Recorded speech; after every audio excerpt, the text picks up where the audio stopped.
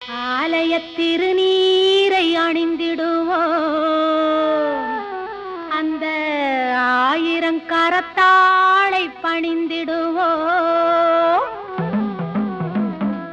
ஆலய திருநீரை அணிந்திடுவோம், அந்த ஆயிரங்கரத்தாளை பணிந்திடுவோம்.